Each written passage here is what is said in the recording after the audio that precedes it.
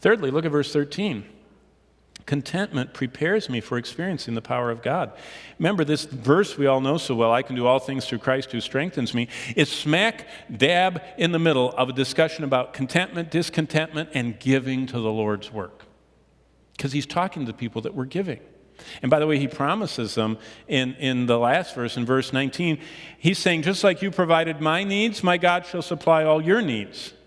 He says, you have given to me, God's going to give to you. Now, we're not on the PTL club right now, on that I'm not giving the mantra of, you put in 10 and God will give you 100. No.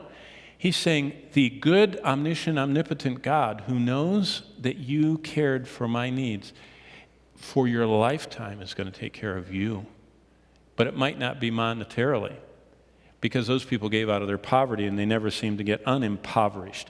But contentment, verse 13, prepares me for experiencing the power of God.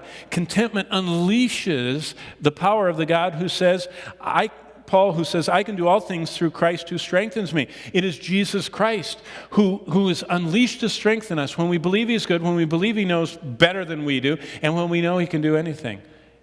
It unleashes the power of God. And finally, I love this. Verse 14 onward, contentment preoccupies me with the needs of others. Do you know how you can tell someone is contented? They're not preoccupied with himself.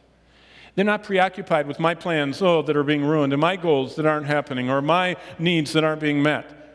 They are preoccupied with the needs of others. And they see themselves as the hands of Christ, as the feet of Christ, as the voice of Christ. They see themselves in an extension of the Lord, and they are preoccupied in extending themselves for others. Now, it doesn't mean they don't take care of their personal needs, but they're not preoccupied with them. And contentment preoccupies me with the needs of others. Look how Paul talks in verse 14. Nevertheless, you have done well that you shared in my distress. It isn't that he doesn't say he's in distress, but the emphasis, he's preoccupied with them, and he wants them to know how much they've helped him. They're the only church that has continuously provided for his needs, and he commends them. Well, that 13th verse, just look at it for a minute. It just leaps off the page, and I think it's the center of this. Contentment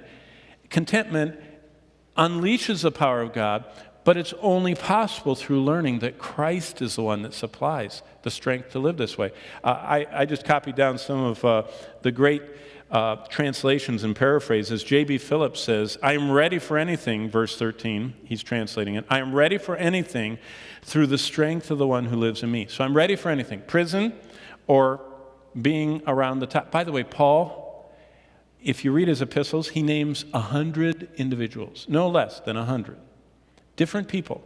And if you look at the group of people he was writing to, so you know where these people are from, or you look at Roman history, especially the group at the end of Romans 16, Paul personally knew slaves, nameless people that only had one name, they were just merchandise owned by their master.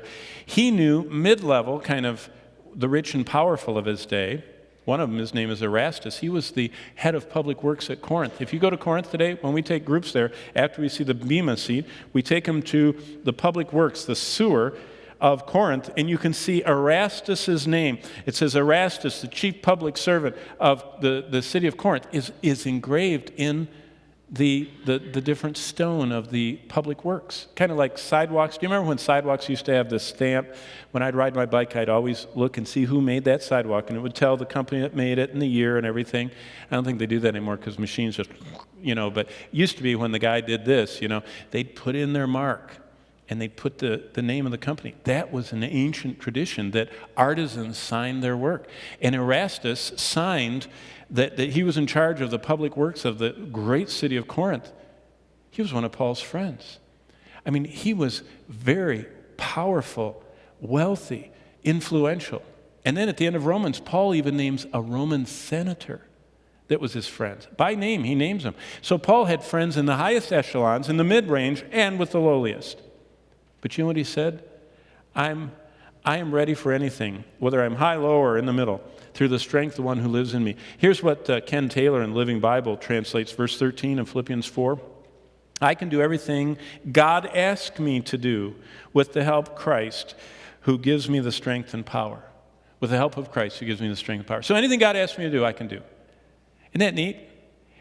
Ken Taylor, writing to his kids, captured the essence of that verse. And then the Amplified Lockman Foundation a few years back translated that 13th verse this way: I am self-sufficient in Christ's sufficiency. Self-sufficiency just by itself is negative. We are not self-sufficient, we're dependent. But I become self-sufficient in Christ's sufficiency is what Paul confessed. No matter which translation you prefer, they all say the same thing.